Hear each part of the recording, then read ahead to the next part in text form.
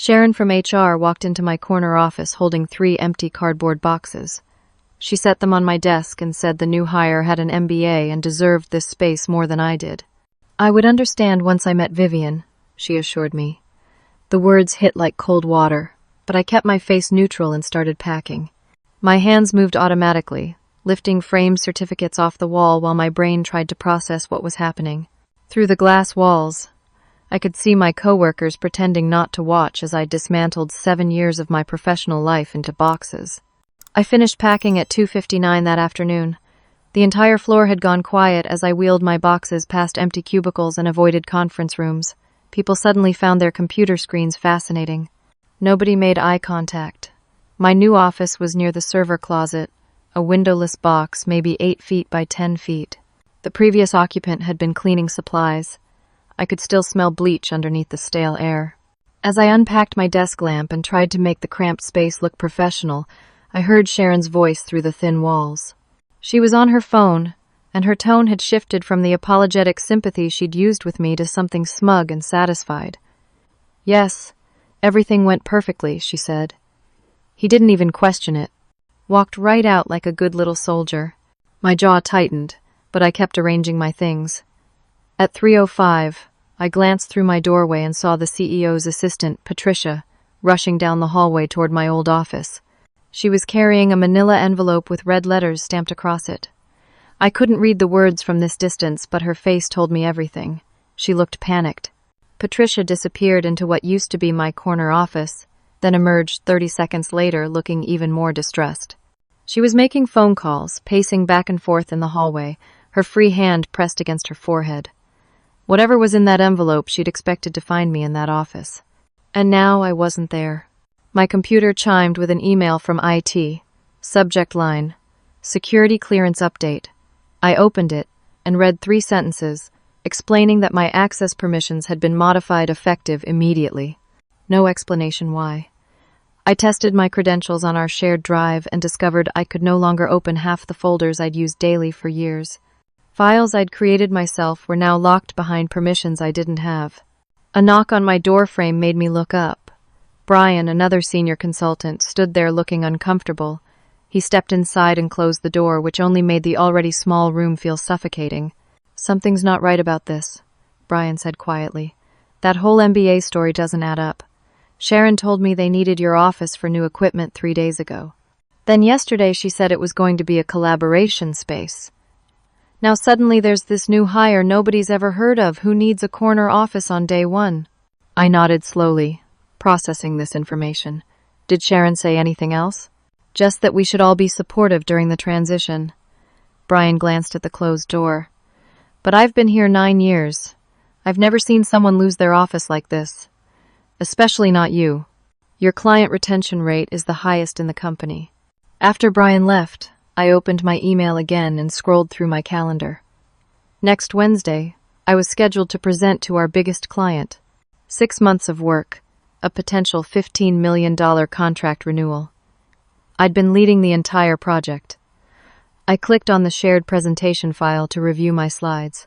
The file opened, and my stomach dropped. My name was gone. Every slide that had listed me as lead consultant now showed someone else. Vivian Patterson, it read. Senior consultant and project lead. I checked the file history. The changes had been made this morning. While Sharon was handing me boxes and telling me to pack up, someone else was erasing me from my own work. Monday morning arrived with gray skies and cold wind cutting across the Denver streets. I got to the office early, before most people, and sat in my storage closet trying to understand what was happening to my career. At 8:30 there was a commotion near the elevators. I stepped out to see what was going on. Vivian Patterson had arrived. She was 26, dressed in an expensive suit, carrying a designer bag that probably cost more than my monthly car payment. Sharon was giving her the grand tour, gesturing enthusiastically at the facilities. When they passed my former corner office, Sharon beamed like a proud mother. "And this is your office, Vivian. Best view in the building." I watched from a distance as Vivian walked into my old space and smiled. She didn't look like someone who'd earned that office. She looked like someone who'd been given it. And when Sharon pointed in my direction and whispered something, Vivian glanced at me with an expression I couldn't quite read. Not hostile, exactly. More like mild curiosity mixed with dismissal. At 10 o'clock, Vivian held her first team meeting. My entire team, actually, though nobody had bothered to tell me they weren't my team anymore. I found out when I saw them filing into the conference room and followed along, assuming I was still included. Sharon stopped me at the door. "This meeting is for project leads only," she said. "I am a project lead," I replied. "The Henderson account, the Morrison contract, the Wilson Group proposal." "Were," Sharon corrected. "Those have been reassigned. Didn't you get the email?" I hadn't, but I sat down at my desk and found it buried in my inbox, time-stamped for 7:15 this morning, before I'd arrived. A bland corporate message explaining that due to organizational restructuring, my accounts were being redistributed to better align with strategic priorities. Every single one of my clients had been transferred to Vivian Patterson.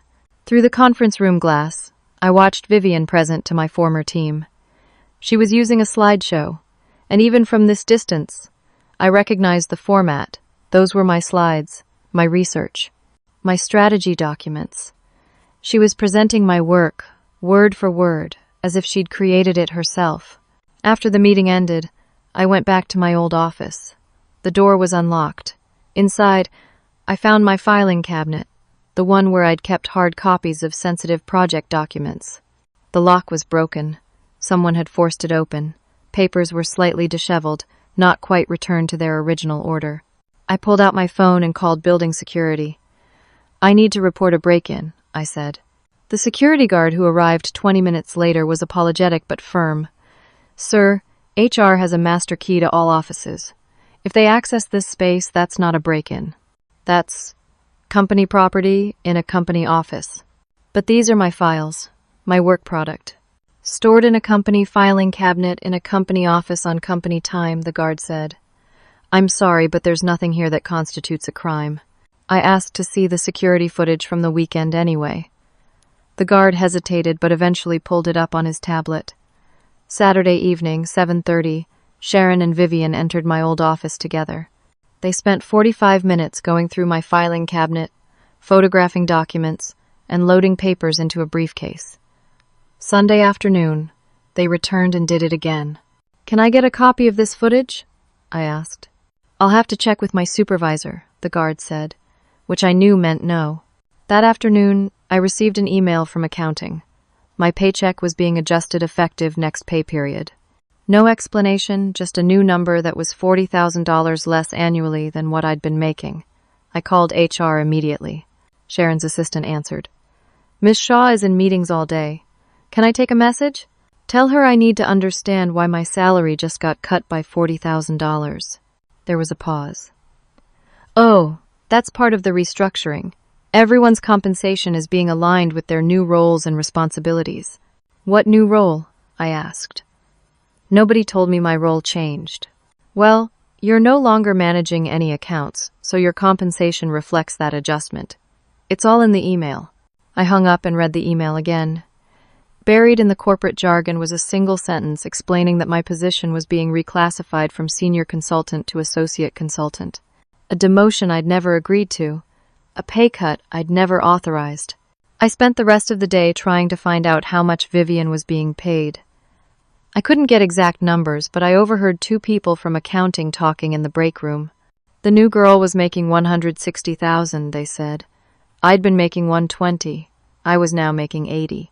Wednesday arrived, and with it, the big client presentation. I wasn't invited, but I showed up anyway and sat in the back of the conference room. Vivian stood at the front, clicking through my slides, using my research, presenting my strategy. She stumbled over technical terms. She couldn't answer basic questions. She mixed up data points I'd spent weeks verifying. The clients looked confused, then concerned, then annoyed. By the time the presentation ended, I could see in their faces that we'd lost them. The CEO of the client company shook hands with our CEO, his smile polite but cold. "We'll be in touch," he said, which everyone knew meant no. That afternoon, I was called into a meeting with Sharon and the COO, a man named Gerald who'd always been friendly before but now looked at me like I'd disappointed him. "We need to discuss your employment status," Gerald began. My stomach tightened. Okay. The company is restructuring, Sharon said, repeating the word that had been haunting me all week. We're moving toward a more flexible workforce model. We'd like to offer you a consultant contract rather than full employment. I stared at them. What does that mean? So no benefits, I said. Correct. No health insurance, no 401k matching, no paid time off, but you'd have the flexibility to work for other companies as well. And if I say no? Sharon and Gerald exchanged a glance. Then we'd have to let you go, Sharon said. The restructuring is mandatory. Everyone needs to be on the same type of contract going forward. Who else is being moved to a contract? I asked. Another pause. The transitions are happening in phases, Gerald said, which wasn't an answer. So, just me, I clarified. I'm the only one losing my benefits and my job security. We're giving you 72 hours to review the contract and make a decision, Sharon said, sliding a folder across the table. But I'd encourage you to sign. The company values your contributions, and we'd hate to lose you entirely. The threat was clear. Sign the contract that destroys your financial stability or be fired. I took the folder and walked out without another word. I didn't sign the contract. Instead, I called an employment attorney named David Brenner, whose name I'd found online. He agreed to meet with me that evening at a coffee shop near his office. David was in his 50s, with gray hair and sharp eyes that didn't miss details. He read through the contract Sharon had given me, his expression growing darker with each page. This is constructive dismissal, he said finally. They're making your working conditions so intolerable that you'll quit. Then they don't have to pay unemployment or severance. Can they do that? Not legally, no. But proving it requires documentation and a willingness to fight. He looked at me seriously. Are you prepared for that? These cases can take months, sometimes years, and companies like this fight dirty. I have documentation, I said. Emails, performance reviews, project files, everything. Good. Keep gathering evidence, but be careful. The moment they realize you're building a case, they'll escalate. He was right. The next morning, I arrived at work to find a company-wide email from Sharon. It was disguised as a routine announcement about organizational changes, but buried in the third paragraph was a sentence about me. As part of our ongoing restructuring, some team members are transitioning to reduced roles due to performance concerns. We appreciate everyone's patience during this process. Performance concerns.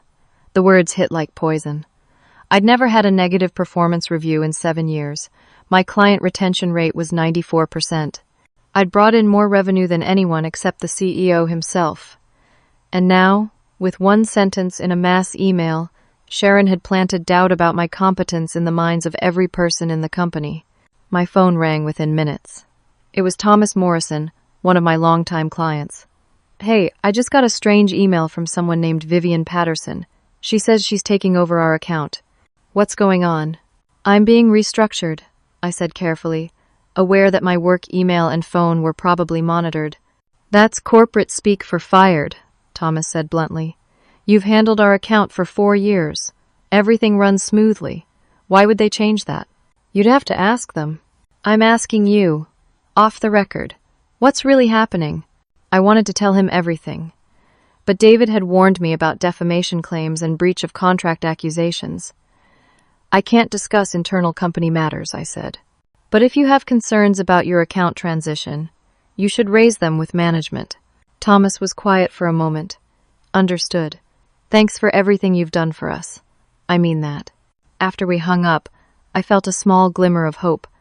If my clients started questioning these changes, maybe corporate would reconsider. But that hope died an hour later when I overheard Vivian on a phone call in her office, my old office, with her door half open.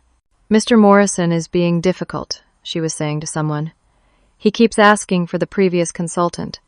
I told him that consultant had performance issues and was being transitioned out. Yes, I made it clear that continuing to request him would reflect poorly on their company's judgment. No, he backed down after that. My hands clenched into fists. She was poisoning my client relationships, threatening them to ensure they wouldn't support me, and it was working. Thomas didn't call back. Over the next week, the The situation deteriorated rapidly. I started receiving written warnings for minor infractions, arriving at 8:03 instead of 8 o'clock, taking a 17-minute lunch break when policy allowed 15, making a personal phone call from my desk, using the color printer for a document that could have been black and white. Each warning went into my personnel file. Each one was copied to Sharon and Gerald. They were building a paper trail to justify firing me for cause, which would let them deny unemployment benefits. Brian pulled me aside in the parking lot one evening. "They're doing the same thing to you they did to Marcus and Jennifer," he said. "Who?" "Senior consultants who left last year. Everyone thought they quit, but I heard they were pushed out. Marcus told me later that his replacement was the CEO's nephew. Jennifer's replacement was someone's daughter. I didn't believe it at the time, but now." Brian trailed off, looking at my old corner office, where Vivian was still working at 7 at night. "Are you saying Vivian is related to someone?" "I looked her up," Brian said quietly. "Her mother's maiden name is the same as our CEO's last name. I think she's his niece."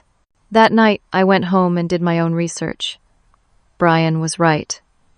Vivian Patterson's mother was Margaret Patterson, formerly Margaret Dalton. Our CEO was Richard Dalton. The connection wasn't hidden exactly, but it wasn't advertised either. I brought this information to David, my attorney. He nodded grimly. "Nepotism isn't illegal, but combined with everything else, it establishes a pattern. They forced you out to make room for a family member, then fabricated performance issues to justify it. That's wrongful termination. So we can fight this?" "We can, but I need to be honest with you. This company has deep pockets. They'll drag this out as long as possible, run up your legal bills, and make your life miserable in the process. Are you sure you want to do this?" I thought about my family, my wife Emily and our 2 kids, our mortgage, our car payments, the health insurance I'd lose if I quit or got fired. I thought about 7 years of loyalty and hard work being erased by lies and corruption. "I'm sure," I said. The next day, I was summoned to another meeting with Sharon and Gerald.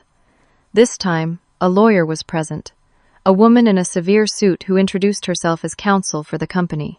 "We've discovered a serious issue," Sharon began, her voice cold and formal. "You've been accessing confidential files without authorization." "What files?" "Project documents from accounts that are no longer assigned to you. Client information, strategic planning materials.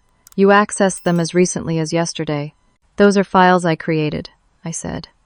"I'm the one who wrote those documents. I have every right to access my own work." The lawyer spoke up. "The work was created during your employment, using company resources, on company time. It belongs to the company, not to you. Continued, unauthorized access constitutes theft of proprietary information."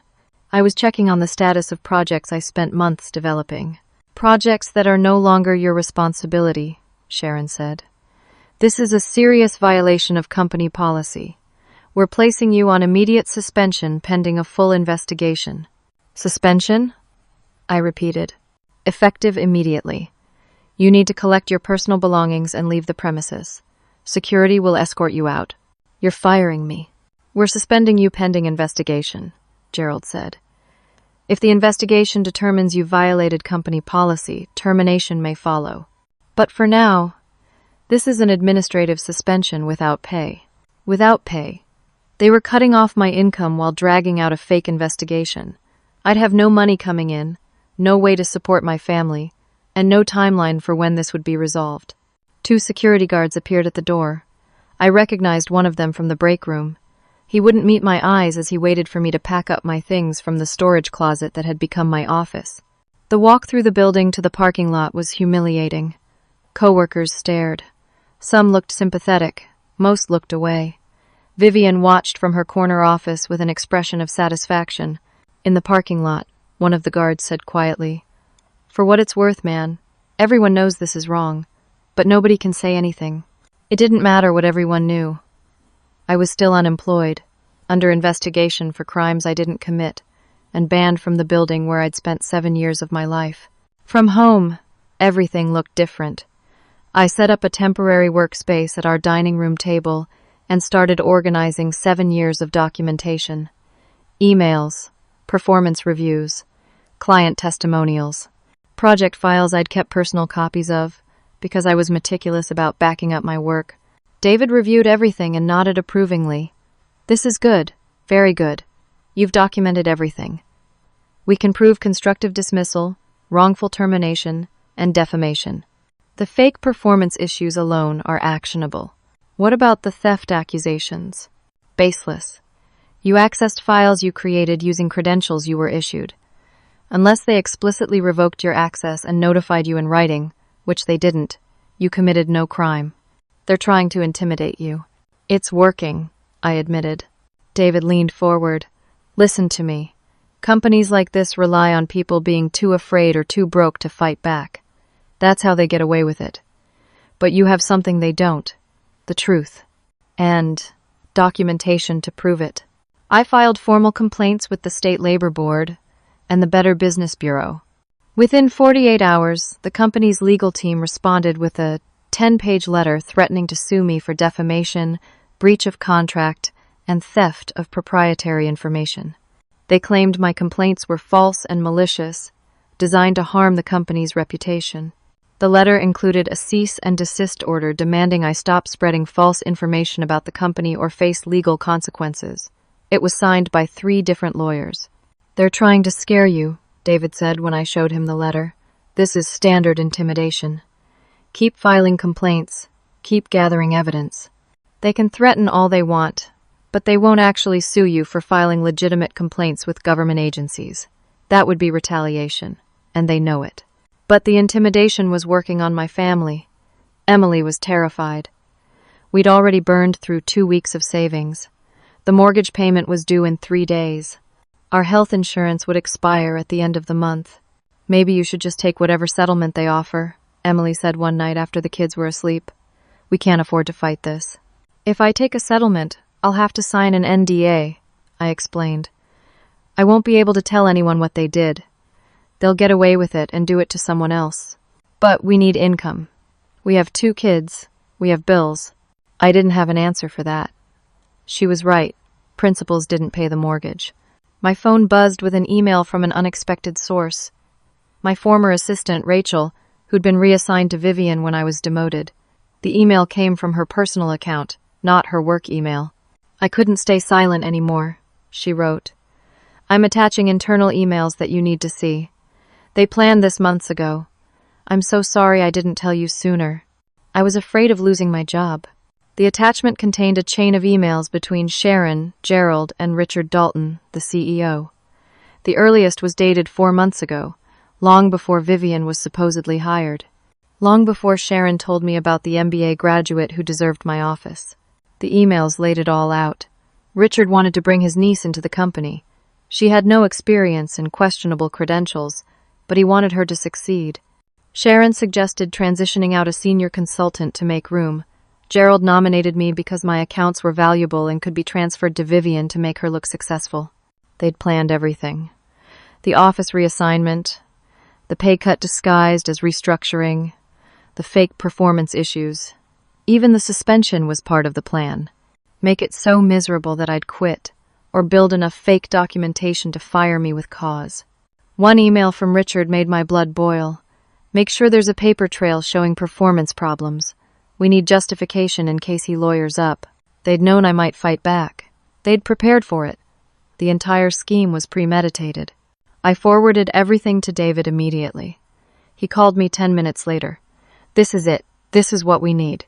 These emails prove conspiracy and premeditation. They're devastating. So we can win? We can file a hell of a lawsuit. But there's something else you need to know. I did some digging into Sharon Shaw's background. This isn't the first time she's done something like this." David sent me links to 2 previous companies where Sharon had worked. At both, senior employees had been quietly pushed out and replaced with executive family members. At one company, a wrongful termination lawsuit was filed but settled out of court with an NDA. At another, the pattern was less clear but still suspicious. "She's a professional hatchet woman," David said. "Companies hire her to clean out expensive senior staff and replace them with cheaper or more loyal people. It's unethical and often illegal, but hard to prove without inside evidence, which you now have. I filed an amended complaint with the Labor Board, including the emails from Rachel. I submitted everything to the Better Business Bureau with a detailed timeline. I even sent copies to the SEC, since Richard's company was publicly traded, and this kind of fraud might constitute material misrepresentation to shareholders. The company's response was swift and brutal. They filed a lawsuit against me for $2 million, claiming theft of trade secrets. The complaint alleged that I'd stolen proprietary information, shared it with competitors, and caused irreparable harm to the company. None of it was true. But defending against it would cost a fortune in legal fees. David estimated at least $50,000 just to get through discovery, potentially $200,000 if it went to trial. They're trying to bankrupt you before you can pursue your own case, David explained. It's a common tactic. File a countersuit that's expensive to defend, force the plaintiff to spend all their money on defense, then offer a settlement where both sides drop everything. Can they do that? They just did. That same day, my LinkedIn profile was flooded with negative reviews. Anonymous accounts claiming I was unethical, incompetent, and difficult to work with. The reviews were obviously fake, but they stayed up despite my reports to LinkedIn. Anyone who searched my name would see them. I started reaching out to contacts in the industry, hoping to find work while the legal battle played out. Nobody returned my calls. Word had spread that I was involved in litigation with my former employer. Companies didn't want to touch me. I was toxic. Emily's employer called her into a meeting. They'd heard about the lawsuit, they said. They did business with my former company. While they weren't taking any action against Emily, they wanted to make sure there were no conflicts of interest. The implication was clear. If the lawsuit continued, her job might be at risk too. Our credit cards were suddenly frozen pending investigation. Our bank called to inform us that due to pending litigation, our accounts were being reviewed for potential fraud risk. It was absurd. I wasn't accused of fraud, but the bank didn't care. Having your name attached to a $2 million lawsuit was enough to trigger security protocols. I discovered Vivian had taken over every single one of my former clients. She was being featured in industry publications as a rising star. She'd given an interview to a trade magazine where she discussed innovative strategies for client retention. The strategies were mine. The case studies were my projects. But her name was on the byline. One of the senior consultants who'd been pushed out the previous year, a man named Marcus, called me. I heard what's happening to you. I want to help. How? Testify. I'll testify about what they did to me. It's the same pattern. I was forced out to make room for the CEO's nephew. They fabricated performance issues. They sued me when I fought back. I eventually settled because I couldn't afford to keep fighting. But I'll testify now if it helps your case. Hope surged through me. That would be huge. I'll talk to my lawyer and get back to you. But man, I'm sorry you're going through this. It's brutal. They almost destroyed me. Don't let them win. But 2 days later, Marcus called back. His voice was shaking. I can't testify. I'm sorry. They threatened to sue me for violating my NDA. My lawyer says they'll bankrupt me if I talk. I have a family. I can't risk it. The hope died as quickly as it had appeared. I was alone in this fight. The State Labor Board sent me a letter. My complaint had been dismissed on a technicality. I'd filed it 1 day late due to confusion about when my suspension began versus when my employment officially ended. 1 day. The entire complaint was thrown out because of 1 day. David delivered more bad news. During discovery, he'd received documents from the company. They'd altered my performance reviews. Files that I remembered showing excellent ratings now showed patterns of problems. Missed deadlines, client complaints, poor communication. The paper trail was sophisticated and detailed. They backdated everything, David said. Created a false history of performance issues that never existed. And it looks convincing. If we go to trial, a jury might believe their version over yours. But I have the original emails from Rachel, showing they planned this, which they'll argue are taken out of context or fabricated. It becomes your word against theirs, and they have an entire legal team and unlimited resources. This could take 3 to 5 years and cost $500,000 to fight. We don't have that kind of money. I know, which is why they're doing it.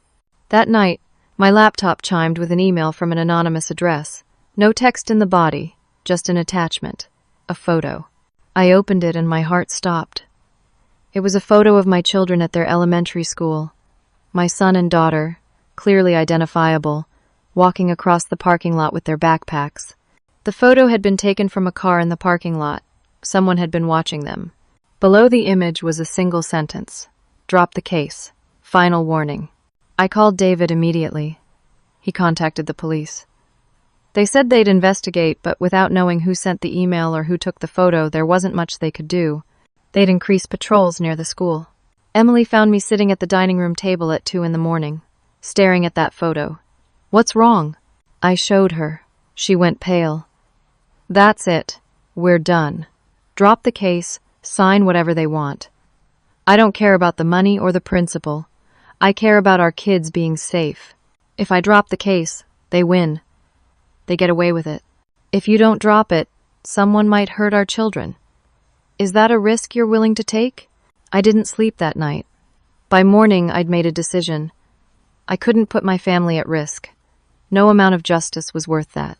David tried to talk me out of it. This is exactly what they want. Intimidation. Fear. Don't let them win this way. They threatened my kids, which is a crime. Let the police investigate. The police can't prevent someone from hurting my family. All they can do is arrest someone after it happens. That's not good enough. The company sent a new settlement offer. $50,000. A strict non-disclosure agreement.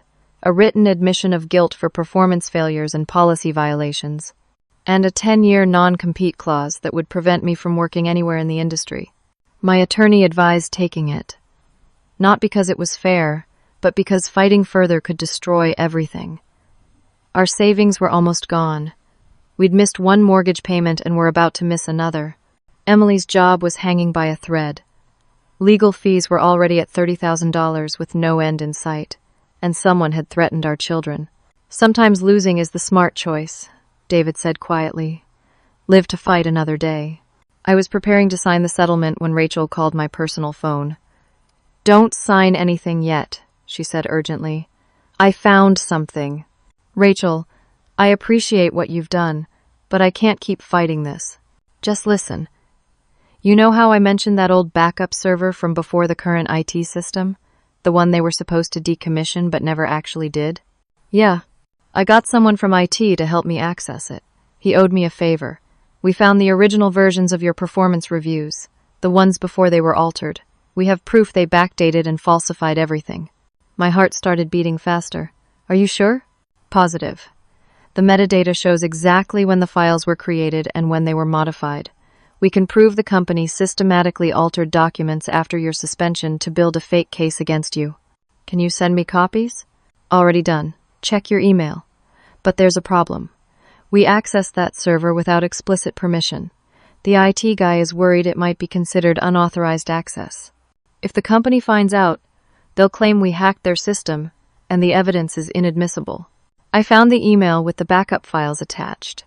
Spreadsheets showing my original performance reviews. Every single one was excellent. The lowest rating I'd ever received was exceeds expectations. Most were outstanding. Project completion rates at 98%. Client satisfaction scores in the top 5% company-wide. Then I opened the modified versions the company had submitted during discovery. Same file names, same review periods, completely different content, below expectations, needs improvement. Multiple client complaints, missed deadlines. They'd fabricated everything, and now I had proof. But Rachel was right about the legal risk. Accessing an old server without authorization could be framed as hacking. The company's lawyers would have a field day with it. They'd file criminal charges. The evidence might be thrown out. And I'd face even more legal problems. I called David and explained the situation. He was quiet for a long moment. This is a game changer, but also incredibly risky. If they can prove you obtained this evidence illegally, it hurts your case more than it helps. What if they can't prove that? They'll try. They'll depose Rachel. They'll question the IT person. Someone will crack under pressure. So what do I do? That's your decision. But if I were in your position, I'd be very careful about how and when this evidence surfaces. You need plausible deniability. That night, I couldn't stop thinking about those files. Proof of everything I'd been saying.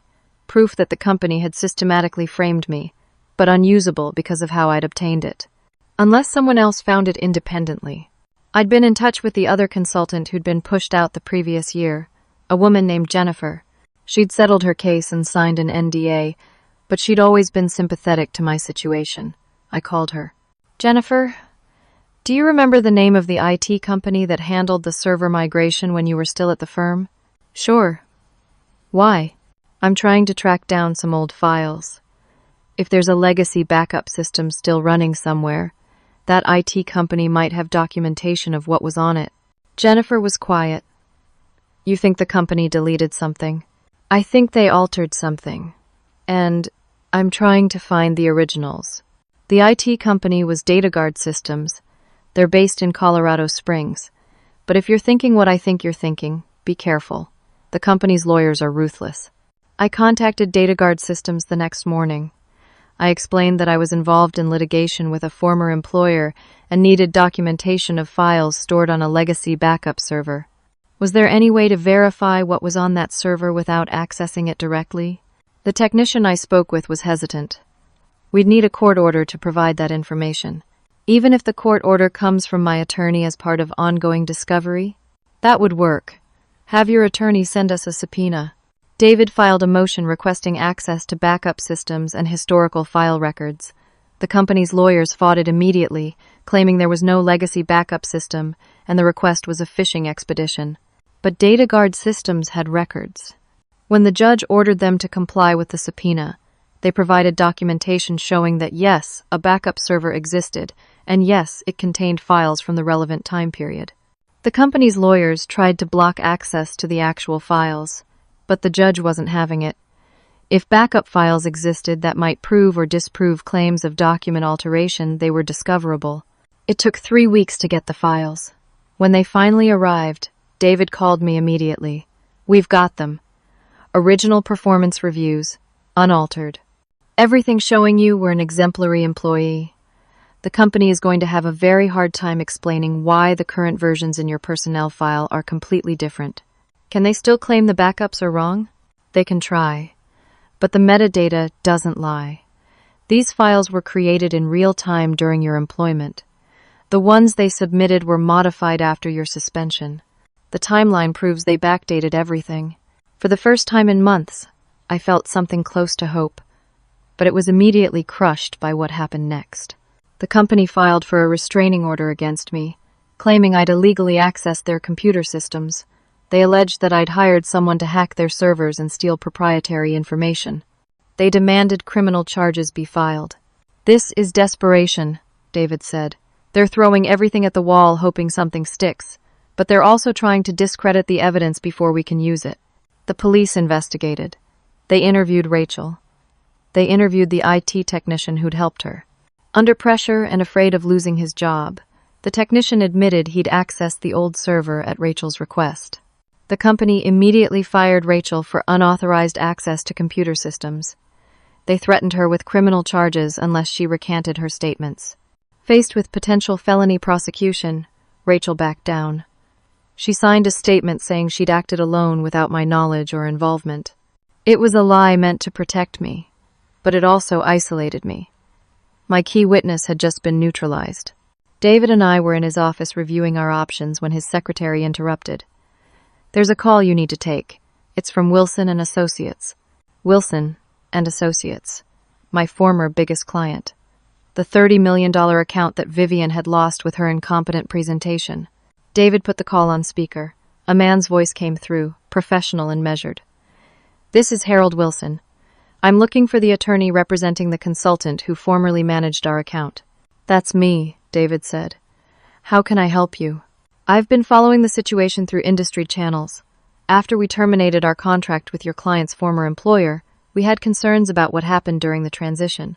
We hired a private investigator to look into the backgrounds of the people we were dealing with. My pulse quickened. And we discovered that Vivian Patterson, the woman who took over our account, falsified her educational credentials. The MBA she claims to have is from a diploma mill that was shut down by the state. She has no legitimate graduate degree.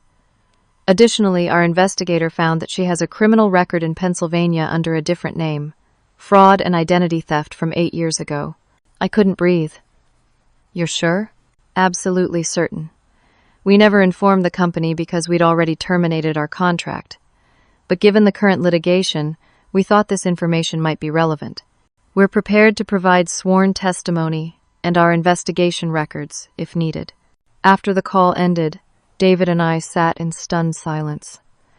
This changes everything, he said finally. If the CEO knowingly hired someone with a criminal history and fake credentials, then put her in charge of sensitive client accounts, that's fraud. Corporate fraud. Possibly securities fraud if the company is publicly traded. Can we use this? We can. But it also means the fight just got bigger and more dangerous. The company will do everything possible to bury this information. Are you prepared for that? I thought about the photo of my kids, the threats, the financial devastation, everything I'd already lost. And I thought about Vivian sitting in my office, taking credit for my work, while the CEO knew she was a fraud and a criminal. I'm prepared, I said, but I wasn't prepared for what came next. The settlement offer came through the next morning, delivered by courier. $50,000, down from the original $100,000. The terms were harsher. Admission of guilt, 10-year non-compete, strict NDA, and a new clause requiring me to publicly state that all allegations against the company were false.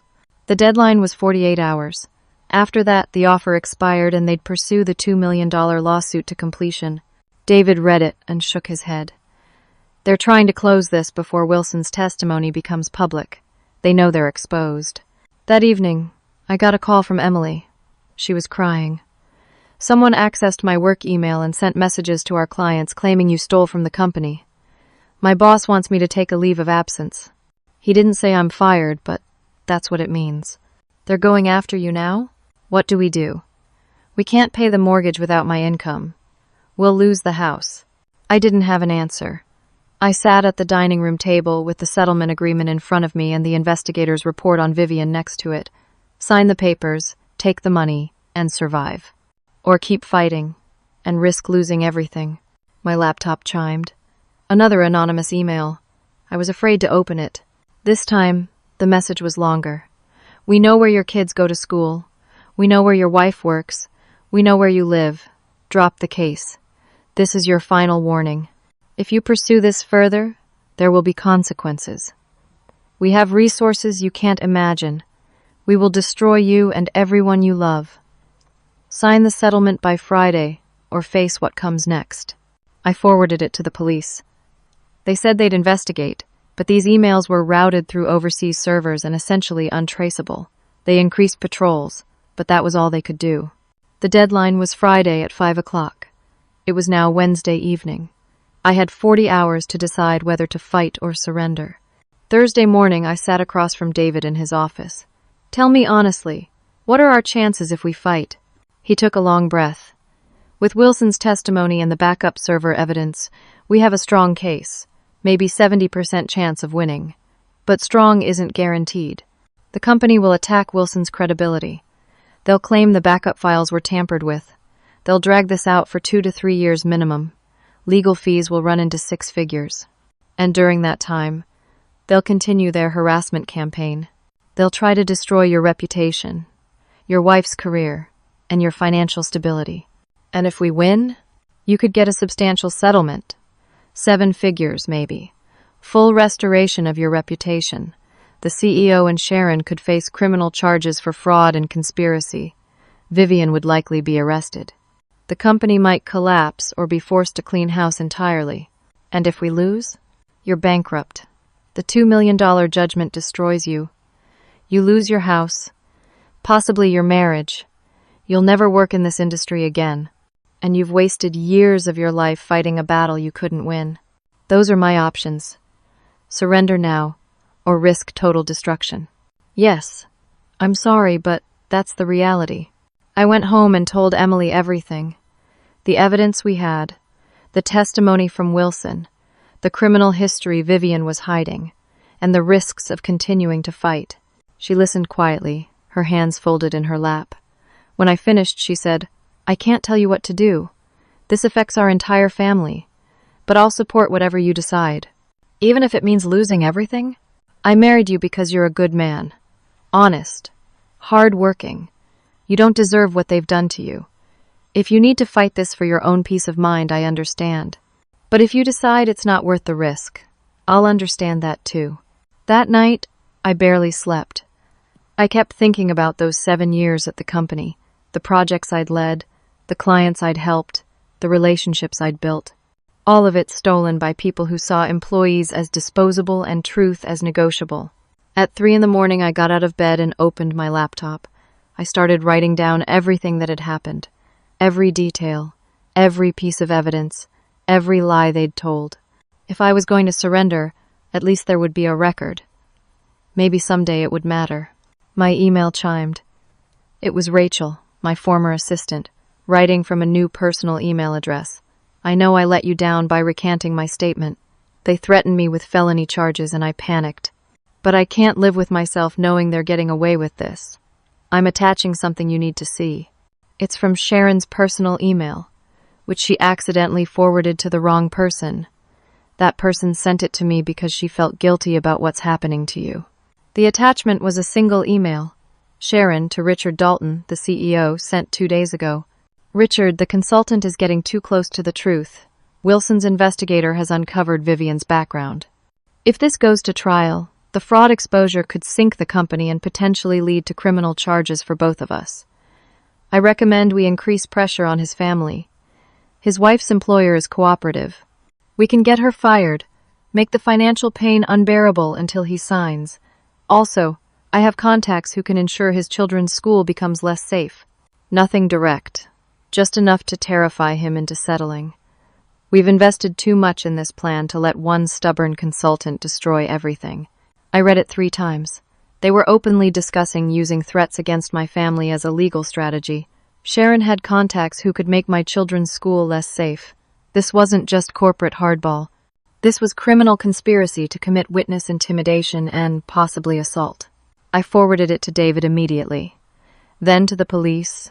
Then to the FBI field office in Denver. Threats against children crossed a line that even corporate lawyers couldn't defend. Friday morning, 6 hours before the settlement deadline, David called. "The police are investigating Sharon for witness intimidation and conspiracy. The FBI is looking at whether this constitutes extortion. And the state attorney general's office just opened a formal investigation into the company for fraud and conspiracy." Because of that email? That email is evidence of multiple felonies. Sharon essentially confessed to criminal conspiracy in writing. She threatened violence against your children to coerce you into signing a legal settlement. That's extortion. Clear cut. What does this mean for the settlement? You're not signing anything. The criminal investigation changes everything. The company can't force you to settle while they're under investigation. And if criminal charges are filed, your civil case becomes much stronger. At 11 o'clock, David received a call from the company's lead attorney. Richard Dalton wanted to meet. No lawyers present, just him and me, off the record. "It's a trap," David said immediately. "Don't go." But I was curious. What could he possibly want to say to me now? He'll try to intimidate you, or offer you something too good to refuse, or he'll try to record you saying something he can use against you. It's not worth the risk. I agreed to meet Richard in a public place, a coffee shop downtown with plenty of witnesses. David waited outside in his car, ready to intervene if needed. Richard arrived looking exhausted. The confident CEO I remembered seemed diminished, older. He sat across from me without ordering anything. "This has gone too far," he said quietly. "I want to end it. Then drop your lawsuit, admit what you did, and make things right." "I can't do that. The board would fire me. The shareholders would revolt. The company would collapse. None of that is my problem. You created this situation." Richard leaned forward. "I'm prepared to offer you $500,000, cash, today, plus full restoration of your reputation. We'll issue a public statement saying you were an exemplary employee and our handling of your departure was a mistake. You can work anywhere you want. No non-compete, no NDA." I stared at him. "In exchange for what?" Your silence about Vivian, about Sharon, about everything you've uncovered. Take the money, rebuild your life, move on. While you and Sharon face no consequences. Sharon will be gone by Monday. I'm firing her regardless. But Vivian is family. I can't throw her to the wolves. She's a criminal. She defrauded your clients. She made mistakes. She's young. I can't let her go to prison. I stood up. Your offer is meaningless. The state attorney general is already investigating. The FBI is involved. This isn't about our civil case anymore. This is criminal now. You can't make it go away with money. Richard's face hardened. Then, you've made a powerful enemy. I will spend every dollar I have to destroy you. You'll regret this. I already regret trusting your company for 7 years, but I don't regret fighting back. I walked out of the coffee shop and got into David's car. He tried to bribe me. Of course he did. Let's document that conversation immediately.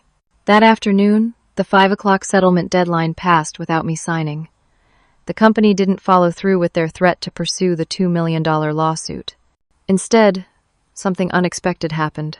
The company's board of directors held an emergency meeting. By 7 o'clock that evening, Richard Dalton had resigned as CEO.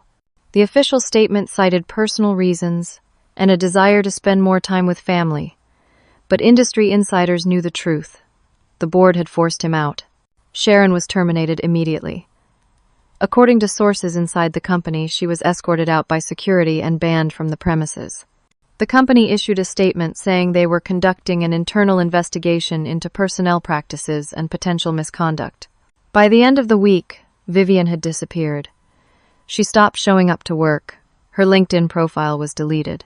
Her phone went straight to voicemail. A colleague who still talked to me said the rumor was she'd fled to avoid arrest. The state attorney general filed formal charges against Richard and Sharon for conspiracy, fraud, and witness intimidation. The evidence from Sharon's email was damning. Both faced potential prison time. A warrant was issued for Vivian's arrest on fraud charges and violation of parole from her previous conviction. Apparently, she'd been required to disclose her criminal history to any employer, which she hadn't done. That made her current fraud charges even more serious. And then something else happened. Something I didn't expect. Harold Wilson called me directly.